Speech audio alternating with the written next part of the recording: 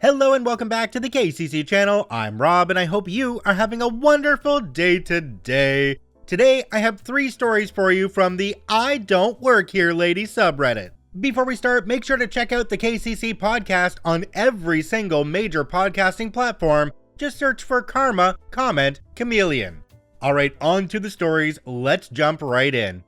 This story comes to us from Full Metal Warrior. Entitled Karen thinks I work at the library. I never did. For context, this story just happened today, so the conversation is very fresh in my mind. The cast for this little ditty is as follows: cool off-duty cop, saint of a roommate, Karen, saint of a library clerk, and me. This morning around 9 a.m. Eastern, I was in the library browsing the Star Wars High Republic books that I haven't read, even though they have been out for a year or more. I had earbuds in, jamming Gloryhammer on my YouTube music app. I could not hear what was going on around me. Apparently, there was a woman in the same aisle as me. The first engagement goes as follows. Ahem. Me with earbuds obviously can't hear. Again, this time louder. Ahem. Me with earbuds obviously still can't hear. Again, this time louder and with a toe tap to OP's ankle. Ahem. Yes? What can I do for you? Am I in your way? No, I need you to help me find this book. Insert random book title by random author. And I need it now. Ma'am, I don't work here. I am here looking for Star Wars books to read. Listen here, lazy butt. I told you to get this book for me. Now do your damn job and get my book. I already told you, I don't work here. I will go one step further and add, I have never worked here. Even if I did work here, I would never help you. After that first engagement, I walked away and put my earbud back in and listened to Gloryhammer on YouTube Music while browsing World of Warcraft books. Here, I thought it was over. I was wrong. Here is where the second engagement begins. Are you really still refusing to serve customers? Are you really trying to avoid working? You really are a lazy butt. Look, lady, I told you, I don't work here. I told you, leave me alone. Enter saint of a roommate who was 2 aisles over looking at the Harry Potter books. Lady, please leave my roommate alone. You are messing with his anxiety. Important note, I have major depressive disorder and anxiety disorder. He has already told you he doesn't work for the library. Am I talking to you, B? Quit getting involved in business that doesn't involve you. OP is my roommate and the father of my son. He is my business because he is my family. Now, please leave OP alone. Enter saint of a librarian. Is there a problem here? Yes, this entitled hag thinks I work here and need to serve her. I am a customer just like her. I'm trying to find books to take home and read. This man is lying. I know he works here. I saw him put a book on the shelf. Yes, I put a book on the shelf. That doesn't mean I work here. It was because it was a book I already read and had no intention of reading it again. Lady, please leave OP alone. Exit OP, roommate, and librarian. I return to the aisle where the Star Wars books are, my roommate returns to browsing Harry Potter books, and the librarian returns to stocking shelves and assisting clients. I go back to jamming Gloryhammer on my phone while looking at books. Here, I am thinking it is finally over. Again, I was terribly wrong. Here is where the third and final engagement takes place. Karen pulled my earbuds out of my ear and used my shoulder to twist me around to face her. I swear, people like you are useless. You refuse to help the people who pay your salary. Now stop being lazy and do your effing job. Help me find this book. How many times do I have to tell you? I don't work here. How many times are you going to harass me before it gets through your thick, stupid, dye-burned brain that I want you to leave me alone? The next time you touch me, I will file assault charges. The next time you bother me, I will file harassment charges. Enter cool off-duty cop into the conversation. Showed his badge to Karen. I suggest you leave OP alone. I may be off duty, but I can call my coworkers to come deal with you. Leave OP alone or I, on behalf of OP, will have you arrested for assault and harassment. Consider this your stay out of jail card. Arrest him for sitting around while on the clock and committing employment fraud. He clearly is trying to get out of assisting me, a customer. He clearly would rather read than assist a customer like me. Librarian heard the situation. Ma'am, you need to leave. I will not have you harassing customers. You need to leave now. Karen leaves, knowing she will not get what she wants. Sorry, there is no exciting ending where Karen gets arrested for assault and harassment. Jumping down to the comment section on this one, there's one from a user called that right there. It says, the minute she pulled my earbuds out and grabbed my shoulder, she'd have been sitting on the floor surrounded by books and trying to figure out what happened. OP responded and said, I was trying to avoid the situation altogether. I really didn't want to deal with her, and I didn't want to get accused of assault. The aisles where these confrontations took place didn't have cameras, so it would have been my word against hers. And 9 out of 10 cops in my area will take a woman's word over a man's, even if the man is telling the truth. I don't want to spend Christmas behind bars. Another commenter down below kinda thought the same thing I did. This is from Danimal6000. It says, was this an ad for Glory Hammer on YouTube Music? OP responded and said, not particularly, but I strongly recommend their music. It's fan-freaking-tastic. I do agree with the one commenter who said that if Karen touched their shoulder, there would be a major issue, but I wouldn't take it as far as the commenter did. I think in this case, I'd be like, okay, Karen, what book are you looking for? And then we'd walk over and find said book. Then I would go to hand it to Karen, but just before she got her hands on it, I would take it back, walk it up to the counter, and check it out myself. Screw you, Karen. This story comes to us from Zed's Bread. Where did the beer go? A bit of context, I just got off a Christmas lunch with my colleagues, so I was still wearing black sculpt long sleeve blazer on top of it and dress pants, and went straight to shopping for my mother-in-law's Christmas gifts yesterday at one of the more upscale Canadian supermarkets that sells a variety of goods starting from food and finishing with high-quality clothes and fancy home appliances and decor. My mother-in-law has a very particular taste, so I was taking my time to go through all the comfy clothes and beautiful home decor that I think she would love. I probably did at least 5 laps around each aisle to see if there's anything worth buying. I'm normally an extremely resilient person after working in hospitality for nearly 10 years, but our local Christmas shoppers seem to get the worst out of me. Here comes our main character, let's call her Barbara. I normally don't care about other people wandering around stores and mind my own business, but I couldn't help but notice my homegirl Barb right away. She came off as one of those classic entitled women in their early 50s, walking around with her nose up, caked makeup with brutally uneven scarlet red lipstick, dressed like a retired hooker with a dirty blonde ponytail, reeking of one of those musty perfumes you could smell from 5 aisles away. Barbara and I had spent a good chunk of time wandering through aisles in close proximity, and she constantly felt the need to leave nasty remarks about almost every piece of clothing she happened to stumble upon. I finally had enough of Barbara's presence and silently moved on to the home decor section, hoping that she eventually finds another atrocious piece of clothing to add to her wardrobe in peace and leaves by the time I'm back to the clothing section.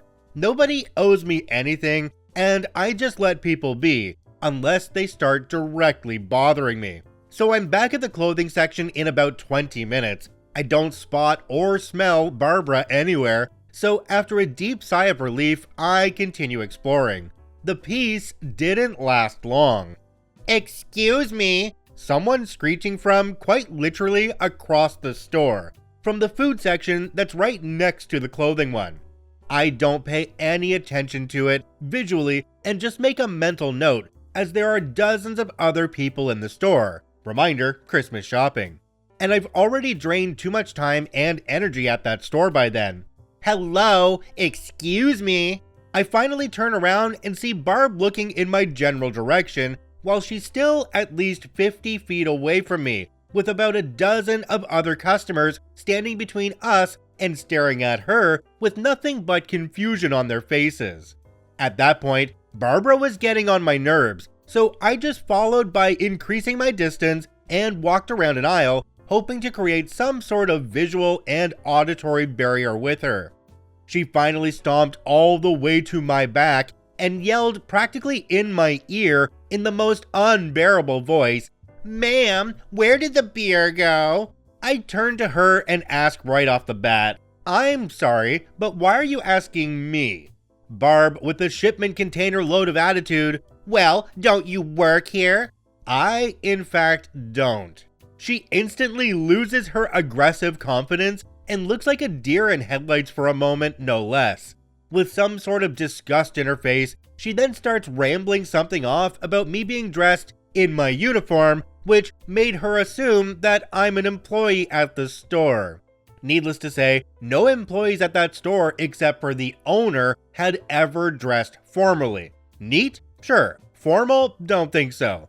It's also not my fault that your clothing taste doesn't let you differentiate between a corporate uniform and a formal dress code, but that's a whole different conversation.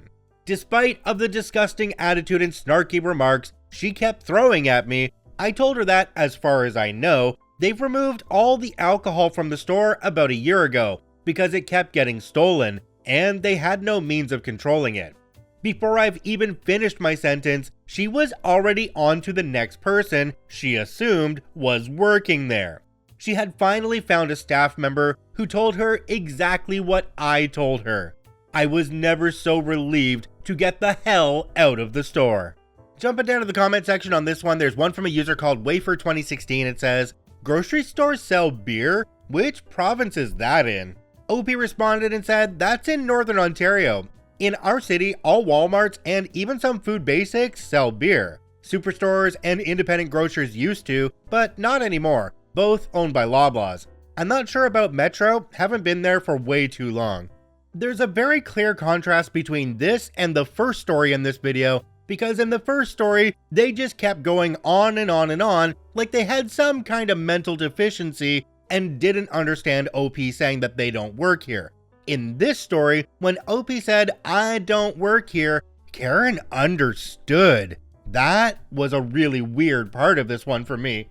This story comes to us from Lauderdrean. "Ma'am, I'm a flight attendant. Been a lurker for a while and finally created an account. Hi Reddit." So this might not be the most entertaining I don't work here lady story, but it's bizarre in that I very obviously didn't do what the lady thought I did. So for this context, this is at the second largest airport in the UK. It's the biggest base for my airline, which every European knows as the Big Orange one. My airline is the most popular in the country, and very well known. We're the only orange one, so we're very obviously who we are. So I've, 27 female, just arrived at work and am walking through the terminal to my gate to board my aircraft, meet the crew, and do security checks, etc., and prepare for my flights. I have my suitcase and handbag with me, both company issue, and my uniform, which is a black dress, orange neck scarf, black heels, and matching orange and black suit jacket. My hair is in the stereotypical flight attendant bun, and I'm probably wearing lipstick, but I don't remember. I don't in any way look like I'm anything other than a stewardess. The airport worker's uniform is a teal polo with black suit trousers, the opposite to mine. I can understand if I'm ever mistaken for a gate agent, as they wear similar clothes, but the airport employees don't. So on to the story. I was still new at the time, so I'm confused about where my gate is, and I'm standing around checking my phone and the screens out of the way of passengers passing by. An old lady walks up to me, and I think to myself that she's wondering where her gate is. I could try to help with that, but I can't even find my own, laugh out loud. If she wants to know in advance what her gate will be before it's called, I could probably help with that though. No, she doesn't ask me to help. She hands me a strange rectangular black object resembling a TV remote, which I've never seen before in my life. I'm just going to give you this, she says, thrusting it at me. What is it? I ask, trying to make it clear that I can't put it away anywhere and that I have nothing to do with whatever it is. It's the device to call the buggy, she explains. Ah, she thinks that because I work at the airport, I also work with the special assistant buggy drivers. While I technically work at the airport, I only work from the airport, on the plane. I have no idea where the buggy drivers are based, or have any clue about their operations. I explain this to her. I'm afraid I'm cabin crew. I don't have anything to do with this. I can't take it from you, sorry. I definitely wouldn't be able to take it on my flights with me. It needed to go back where it belongs. As crew, the idea of unattended, unidentified electronic items gives me the heebie-jeebies. She keeps her entitled "I'm an old lady and you have to help me" smile on, and says again, "I'm just going to give it to you," very insistently. Realizing I'm not going to win, and I'll be late to my flight if I don't end this interaction and find my gate, I take it reluctantly and say something she probably wants to hear. Okay, I'll give it to my manager. And she walks off. I don't even have a manager. They change every flight depending on the crew. So great, I'm stood there with this strange remote control looking thing. I can't just set it down anywhere, so I have to look for a buggy driver to give it to. As luck would have it, one rolled up and stopped next to me a couple minutes later, taking passengers to the nearby gate, and I hand the driver the remote. Surely, the lady would have seen that I wasn't dressed at all like the driver of her buggy. Surely, she'd know what they looked like if she'd taken one, as she must have as she had the remote thing. And how did she have the remote if she hadn't got out of a buggy? As far as I knew, she was just walking around with it. I didn't see her get out of one, and if she's been in one, why not leave it there? The more I think about it, the more questions arise. So I asked the driver where my gate was, and they told me the wrong one. Seems like everyone's lost in this airport, laugh out loud. I fortunately wasn't late, but I was a bit bewildered. So yeah, a bit of a boring story, but was mildly entertaining when I was telling my colleagues, and I wanted to contribute to this great subreddit. Have a great day, guys. OP added an edit because apparently the comments were pretty negative. It says, "Edit, I didn't think this post would elicit such a negative response. I was in no way making fun of the lady or being mean about it. I literally said it wasn't a great story and I just wanted to share it." Jumping down to the comment section on this one, there's one from a user called Jacqueline. It says, "I don't think she was confused at all. She knew exactly what she was doing, handing it off to someone who would feel like they had to take care of it even if it was not their job." OP responded and said, "Yeah, that's why I took it, because she clearly saw me as a responsible person, and I'm always happy to help. I just had absolutely nothing I could do with the thing, and if she was walking around looking for someone to give it to, she could have stopped someone else. It was a bit like talking to a wall. Still confused how she had it in the first place." Okay, so let's look at this a little more closely. She's in an airport, somebody hands her a random electronic remote and says this is to call the buggies, but it doesn't look like she was coming from a buggy or had been anywhere near a buggy anytime recently. Okay, what if this was a remote detonator of some sort? That should have been given directly to security and not back to a buggy driver if OP didn't really know what it was for. OP, time to go back through your security training, I think.